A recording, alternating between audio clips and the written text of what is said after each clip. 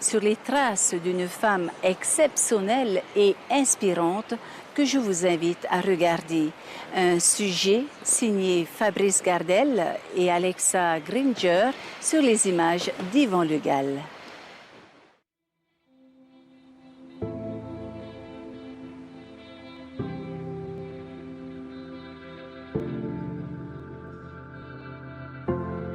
Dans le centre-ville de Papeete, un nom résonne plus que les autres. Pomaré IV, reine de Tahiti pendant un demi-siècle. Une femme de caractère que l'histoire a pourtant en grande partie méconnue. Cette question de la reine Pomaré, beaucoup de jeunes ne le connaissent pas du tout. Beaucoup d'adultes ne le connaissent pas du tout. C'est comme si notre histoire n'a jamais existé, quoi.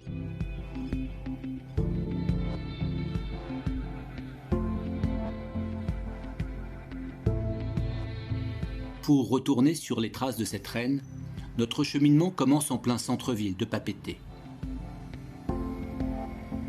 Entourée d'immeubles modernes, se trouve la maison de la reine, inaccessible. Cette demeure est protégée par une clôture qui empêche même les Polynésiens de l'admirer. La maison de la reine, c'est quand même quelque chose d'important. Et je pense, à mon sens, que c'est la plus vieille bâtisse de la Polynésie encore sur pied. La maison est encore là, mais pour combien de temps? Squattée, puis laissée à l'abandon, il se murmure aujourd'hui qu'elle a été vendue pour destruction. Cette maison, elle est historique. Et pour autant, c'est une des premières questions que je me suis posée quand je l'ai vue. Pourquoi n'est-elle pas restaurée? Nous avons la chance de pouvoir entrer et filmer ce sanctuaire. Ce lieu unique, une véritable relique.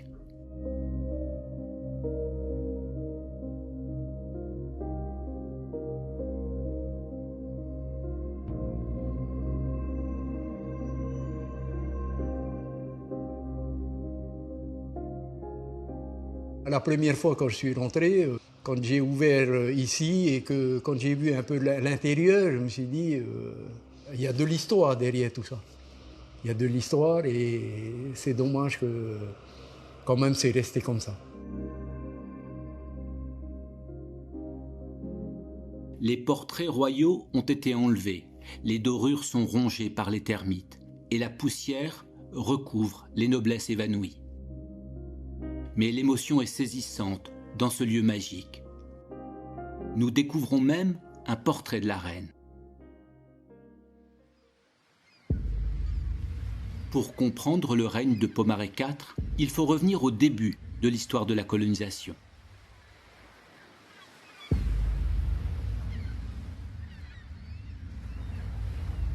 À leur arrivée à Papeete, en 1767, les Anglais veulent civiliser et évangéliser la Polynésie, disait-il.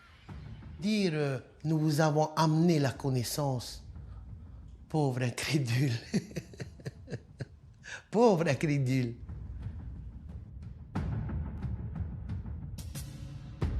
Ils envoient des missionnaires partout sur l'archipel. Le roi Pomaré Ier est mis en place. Mais c'est son fils, Pomaré II, qui va servir les intérêts de l'Angleterre. Autant Pomaré Ier était très respecté, lui il l'était aussi, mais il était très craint aussi. C'était un homme qui était assoiffé de pouvoir. C'était quelqu'un qui était frustré, qui voulait le pouvoir et qui voulait s'imposer à tous. Pomaré II va jouer le jeu des Anglais. Il se convertit au protestantisme en 1815. Et dans la logique des puritains anglais, il met en place ce que l'on va appeler le Code Pomaré. Un système brutal qui interdit au peuple la danse, les traditions religieuses locales, les tatouages. C'était quelqu'un qui avait instauré, avec ses complices missionnaires, un royaume totalitaire. Un royaume totalitaire où les gens étaient amenés à l'église à coups de bâton. Et qui, s'ils s'endormaient durant le prêche sur lequel sans doute ils ne comprenaient pas grand-chose, ils étaient réveillés à d'autres coups de bâton.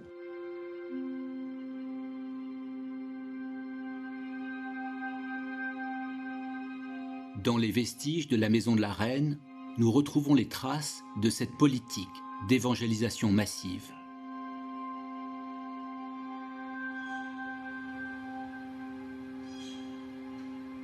Rappelons-nous qu'au début des années 1820, presque toute l'île est convertie.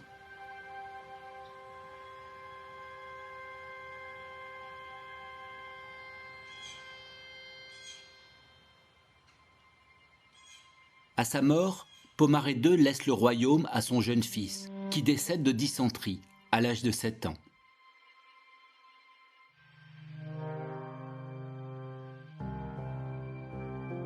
C'est sa demi-sœur qui va lui succéder. Elle s'appelle Aïmata, elle n'a que 13 ans. La future Pomaré IV n'est absolument pas programmée pour être reine. Être une reine, quelle que soit l'époque, n'a jamais été facile pour les femmes.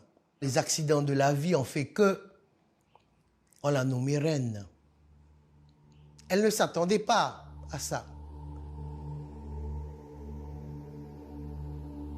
Les Anglais sont pris au dépourvu en voyant arriver sur le trône une jeune femme à laquelle ils n'avaient jamais porté attention. Pomaré IV n'étant pas destiné à régner dans le royaume et tout d'un coup bombardée pour être la reine de ce pays où elle connaissait rien, elle connaissait pas du tout, et où les missionnaires n'étaient pas du tout d'accord à ce qu'elle soit reine de ce pays.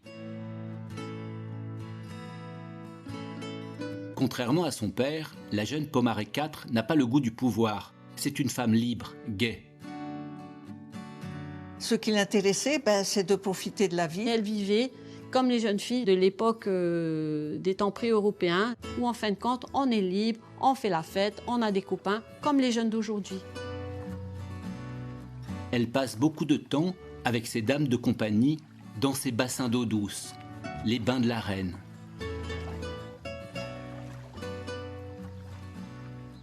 Avoir un bassin de la reine à elle toute seule, tous les hommes et les femmes qu'elle a envie autour d'elle, mais je t'assure, moi je vivrai 100 ans.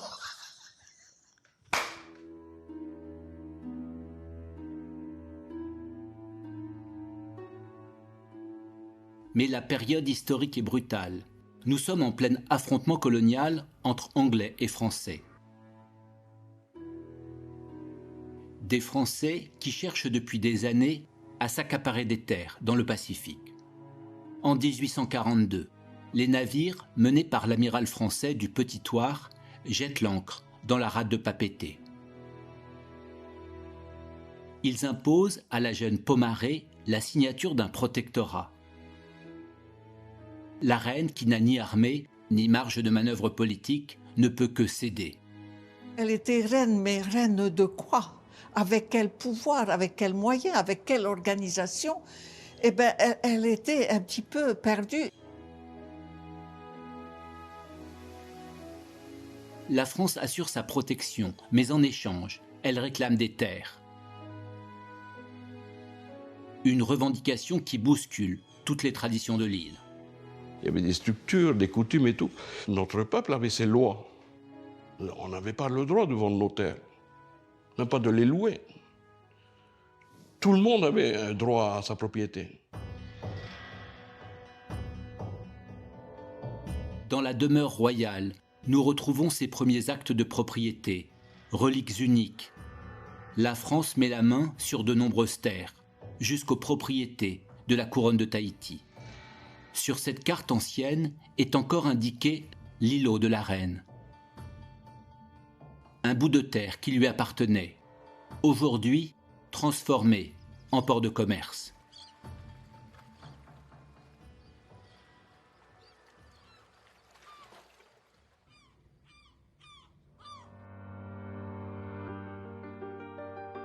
La reine est peu à peu dépossédée de ses biens, mais bénéficie d'un prestige symbolique.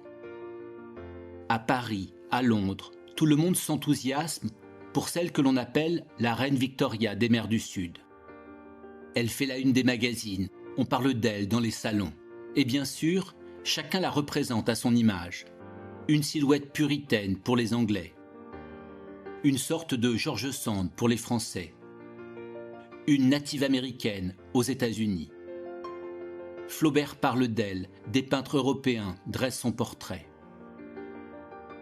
En fait, on fait d'elle une reine célèbre, populaire, et c'est pour ça que les gens en fait l'ont aimée, parce qu'elle était une sorte de diva. Voilà, elle était cette femme un peu d'exception qui pouvait tout se permettre et que voilà, qui fascinait un peu tout le monde, et c'était juste la reine Pomaré, quoi. Une grandeur dont le palais présidentiel à Papeete porte les traces.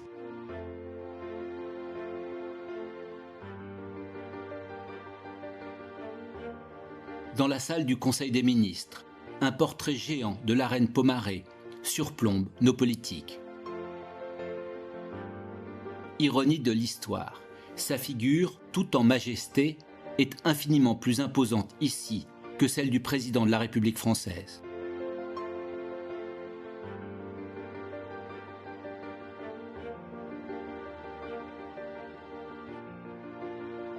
Star donc, Pomaré, mais lucide. Dans la vie privée, elle reste une femme simple, qui vit dans une maison tahitienne classique. La demeure royale n'est là que pour la représentation. Devant, pour montrer à tout le monde qu'elle était la reine, parce que son statut l'exigeait. Mais sa personnalité profonde préférait une case très simple. C'est là qu'elle dormait et qu'elle vivait vraiment. Non seulement les privilèges ne lui montent pas à la tête, mais Pomaré IV va faire tout ce qu'elle peut pour son peuple.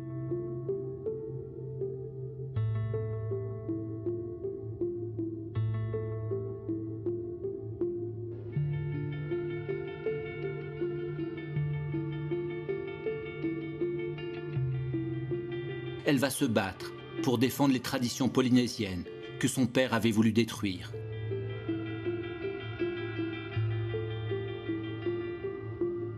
Le chant, la danse, les croyances dont les rites sont pratiqués dans les marae, ces lieux sacrés.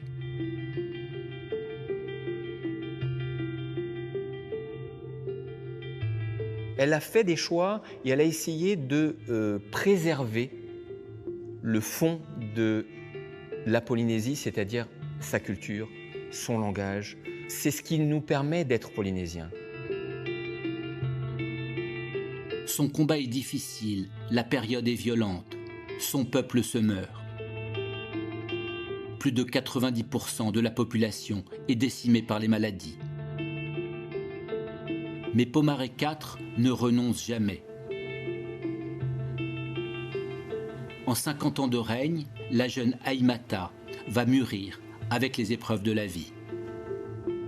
C'est justement ces contrastes-là qui permettent de voir la dureté de son règne et en même temps la force qu'elle devait avoir pour pouvoir garder ce statut.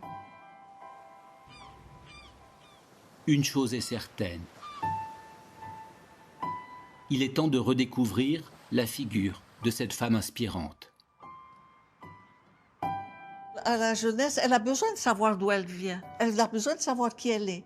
Elle n'est pas qu'une vahinée qui remue ses fesses sur les podiums. On essaye de retrouver, à travers un travail sur l'histoire, la danse, la culture, le tatouage, on essaie de redonner une place à nos tupuna, à nos ancêtres.